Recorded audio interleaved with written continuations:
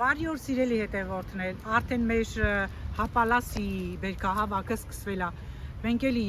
այստեղ ենք մեր քաղաքի Սիտադել պարկում, որտեղ ջուտոյիս հետ հավաքում ենք այս կարմիր հապալասերը, այս տոպրակներ են բերել այսօր, մեկը իրան, մեկը ինձ, ամեն մեկս մեզ համար ենք հավաքում, ասեմ ձեզ։ Եղանակը շատ ցուրտ է, չնայած շատ ուժեղ արև է։ Դե մենք արդեն հավաքենք, հետո ցույց կտամ, թե ինչքան հավաքեցինք առայժմ։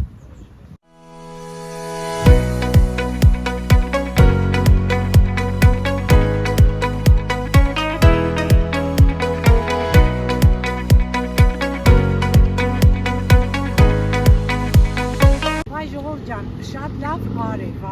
ասեցի արդեն ցուրտ էր։ Հիմա հետ դարձի ճանապարհին է, նորից այս կողմերը թփեր կան, որոշեցինք քաղել, հեսա ցույց է տալիս Իրանը, մոտիկից է ցույց կտամ։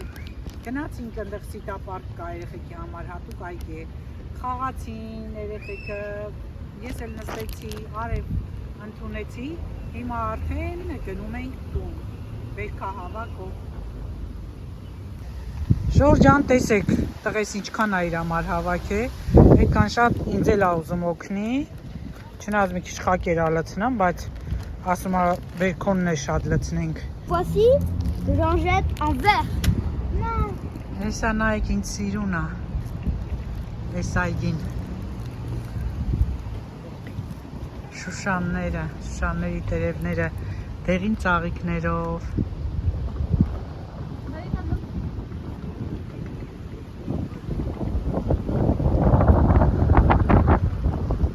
Allez, on y va. Գատուն Ժորժ ջան, նստեմ, եկել եմ ու անմիջապես լողացել եմ, որովհետև շատ էի մսել, ահա որ ցուրտ էր, չեք պատկերացնի, իրոք արևը ընդհանրապես չէր ջերմացնում, սառը քամի, այնտեղ էլ որ նստեցի արդեն խաղացին երեխեքը բան, չնաստակս բան եկցել, բայց ընդհանուր դող էր տվել։ Նույնիսկ ընկերուհիս էր, ասես տուն եմ եկել ու թողացնում եմ, մրսում եմ, այնտեղ հանդիպեցինք էլի, կարճ ասած մրսած, ոնց որ ցուրտ է լինում արդեն անհավես մի տեսակ, մի խոսքով սիրելիներս լողանալուց հետո եմ, որևէ բան չեմ արել, ուզում եմ մաքրել այդ մեր քաղաց Մարոդինան, հələ մոտիկից էսա ցույց տամ։ Դե տեսեք Ժոր ջան իմ բերքահավաքը, այսքանն եմ հավաքել, առողջ հատիկներ են, մաքրածներն լցնեմ այս թասի մեջ։ Եվ հիմա արդեն կարմիրները լրիվ մաքրեմ դնեմ մի կողմ, որ լվանամ և արդեն օգտագործեմ, հիմնականում ես դիմակ եմ պատրաստելու ու հետաքրքիր նայա, որ նկարի ժամանակ տեսակ ջուտոս նկարում է ու իր հավաքածը ցույց է տալիս, սկզբունքային է իրան չոքնելը, ինչ ձևով, դե իբր ցույց եմ տալիս բան, այդ ձև օգնում եմ, նայի ես կտոնաբան, բայց ինքը արդեն հավաքում է, երևի անցած տարվանից, եթե ոչ նախանցածի, ինքը ավելի է այդ ձև կարևորում իր դերը, և դրա համար լավ է զգում, որ ինքը հավաքել է,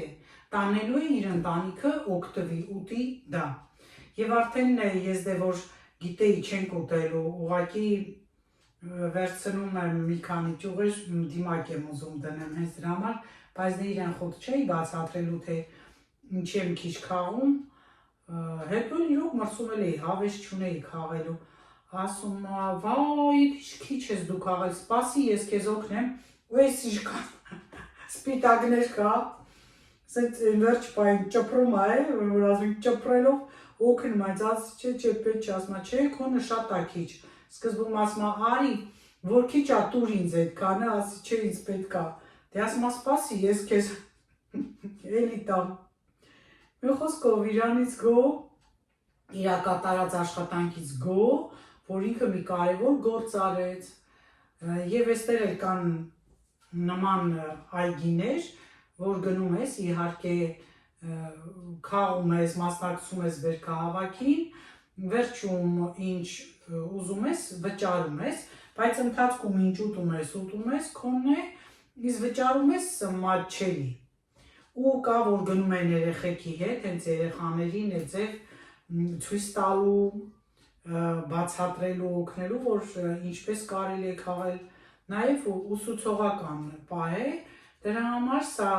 մեզ համար, ինձ ու Գաբրիելի համար հատուկ օր է, որ մենք միշտ գնում ենք այդ այգին կարմիր միրգ հավաքելու, կարմիր միրգ են ասում։ Մի խոսքով երեգել ասում է, հա կերանք, բայց ասել եմ, որ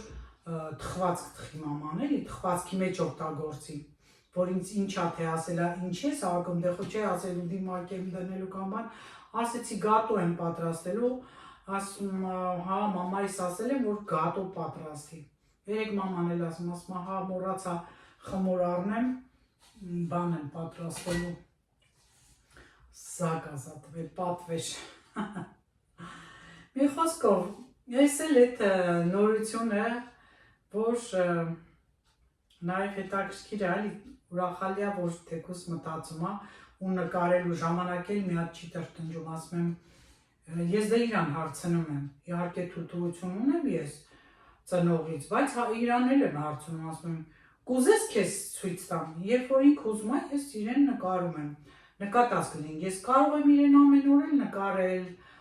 ներկայացնել, ցույց տալ, բայց դրա մեջ էլ իմաստ չեմ գտնում, որովհետև ամեն դեպքում ինքը երեխա կարող ասի հենց նկարի, հետո ասի ինչ ես ինձ նկարել։ Մի խոսքով մանավանդ այստեղ, որ անցած տեսանյութ մելասի նման դեպքերը շատ են,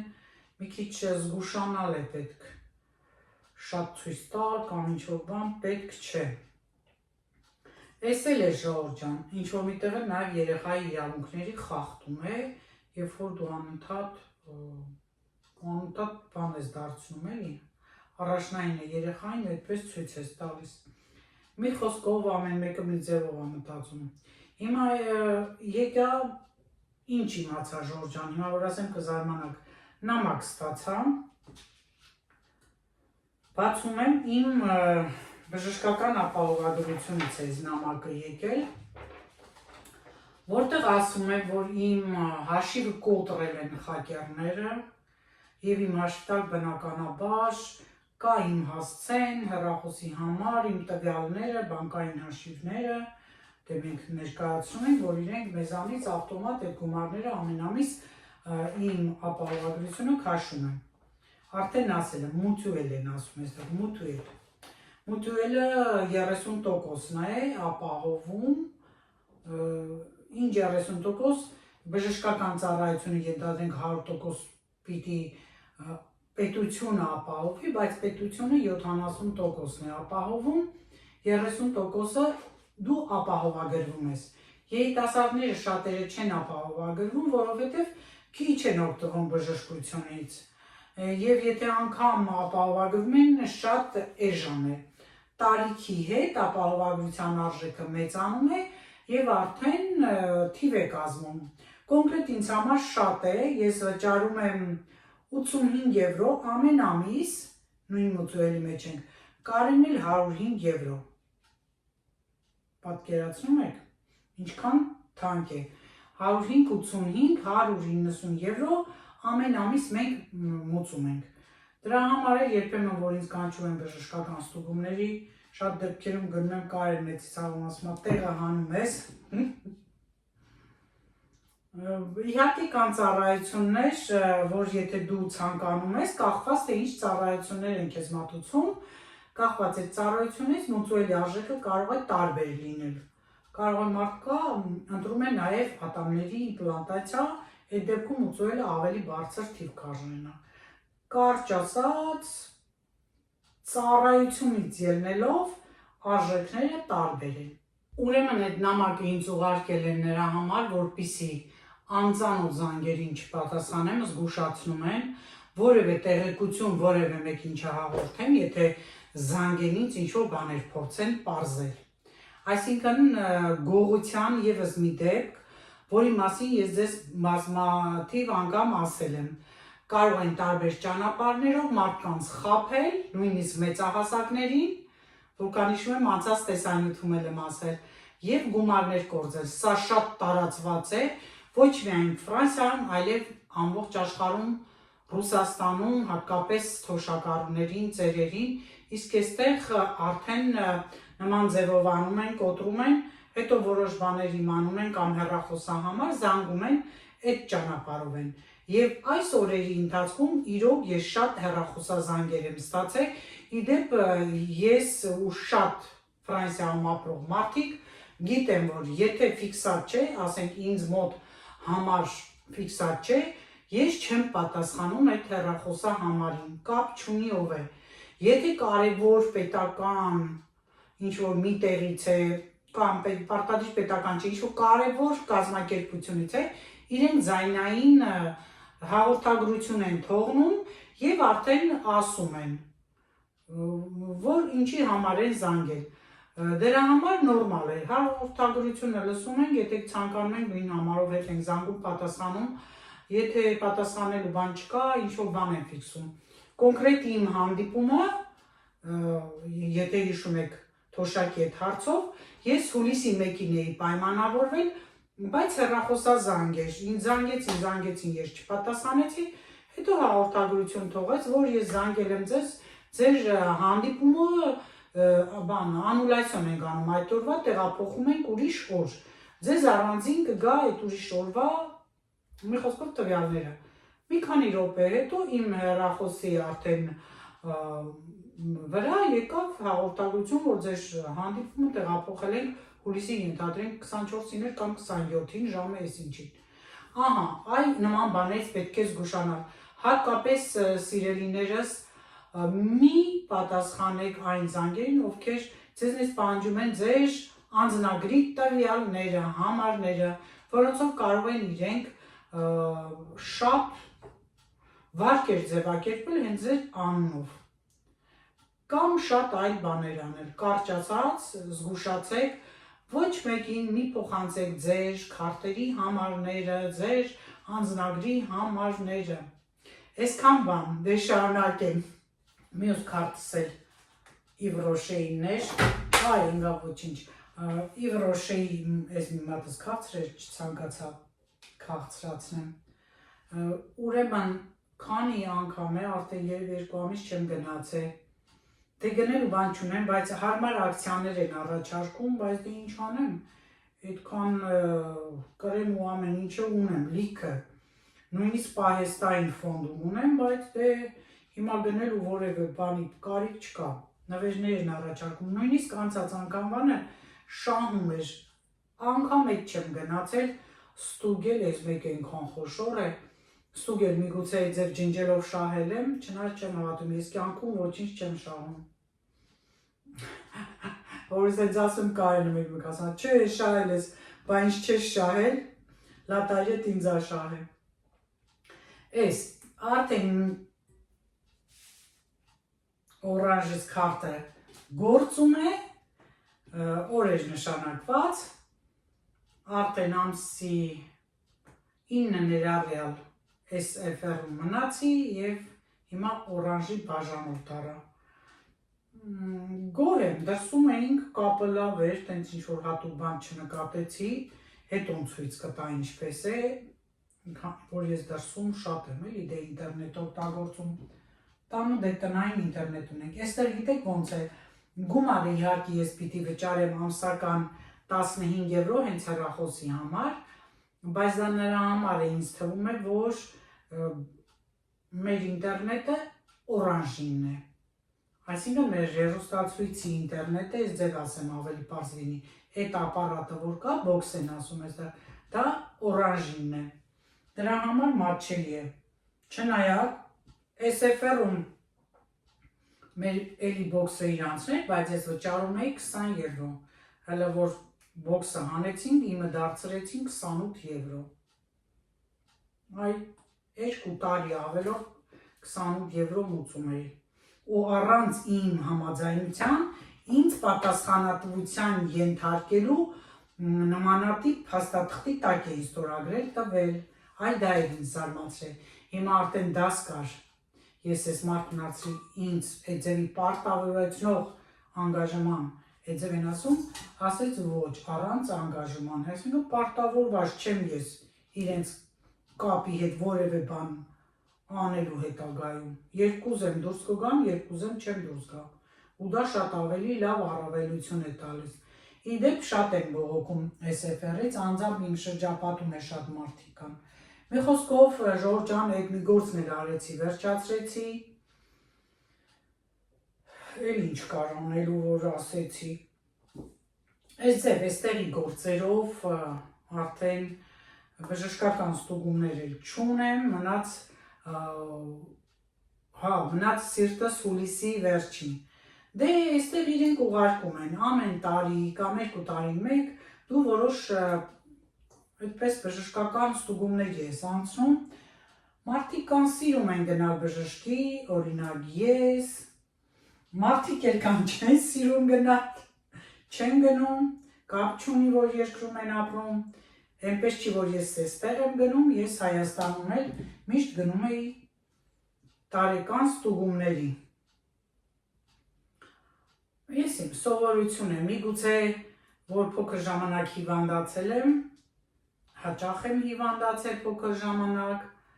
էլ ռևմատիզմ, որ հսկողության տակ էի, ամեն տարի գնում էի, անալիզներ էի տալիս,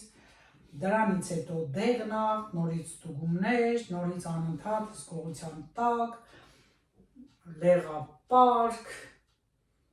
մի խոսքով Ժորժ ջան, ամբողջ կյանքս ցավերի մեջ անցել եմ, այնքան շատ վիրահատություններ եմ տարել, որ արդեն էլ ասելու չէ։ Հիմա էլ այս մաքրեցի, գրեթե վերջացրեցի, մի քանիսը ճխրվել էր պայուսակից մեջ էի դրել, մոռացել էի որ կա, ու որ նստել էի այնտեղ, կարծես թե հենվել էի պայուսակից, ոչինչ, չարչարանքիցս մի քիչ թափվեցին, բայց սրանք այս հյութը կարևոր է, կօգտագործեմ, երևի կամ էլ կթափեմ, լավ, այս էլ ես վերջացրեցի, բրանից մեջի թթվել է, թթվա, ովքեր ունեն նման բնավորություն, թթվաշ բաներից, անմիջապես բերանից մեջ թթվայնությունը մի անգամից բարձրանում է։ Թթումը մրգերի միջալուց ուտելու ժամանակ է մազարմատներ ես ենք որ գալիս։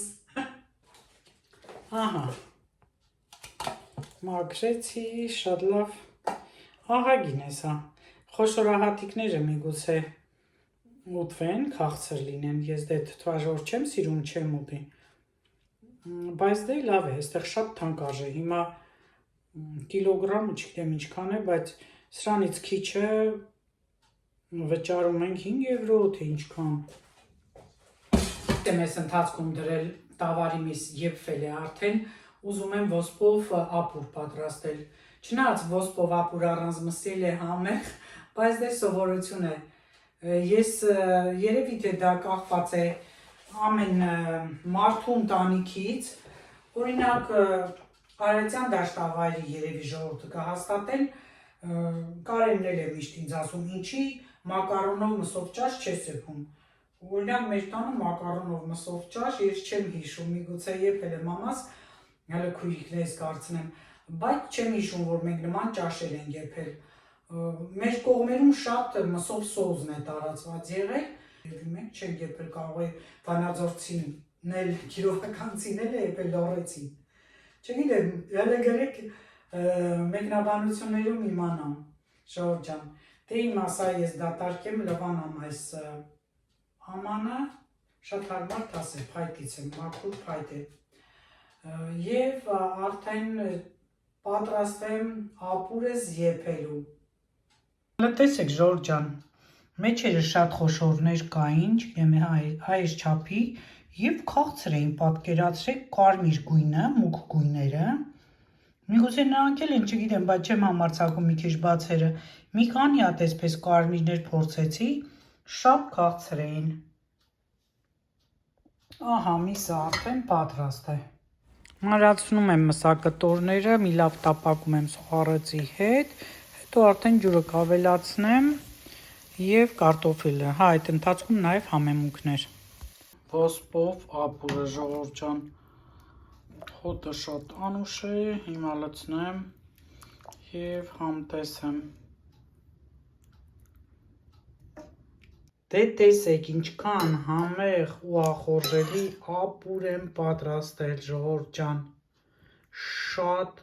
համեղ է, ձեզ մոտիվացիա, ինչ պատրաստել այսօր, այսօրվա մեր հացնել սերմերով և չրերով հաց է, շատ համեղ իդեպ, դե մեզ բարի ախորժակ։ Ուզում եմ ձեզ հետ կիսվել մի հետաքրքիր բանով, այս փոքրիկ ավտոբուսը, որը ֆրանսիացիները անվանում են նավետ, պտտվում է 5 քաղաքով, հիմա ես 5 քաղաքում եմ,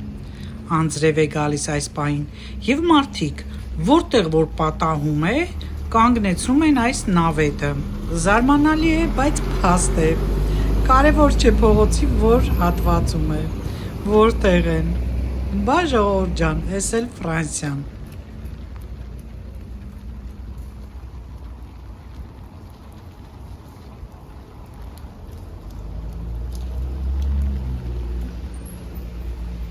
Այս փոքրիկ դրվագով էլ ավարտում եմ այսօրվա տեսանյութը և ուզում եմ հիշեցնել հատկապես հայ տղամարդկանց, որ անձրևի ժամանակ կարելի է վերցնել զոնտիկ և դա ամոթ չի համարվում, էլի 5 քաղաքն է և այս գեղեցիկ անկյունը, ցտեսություն, կհանդիպենք հաջորդ տեսանյութում։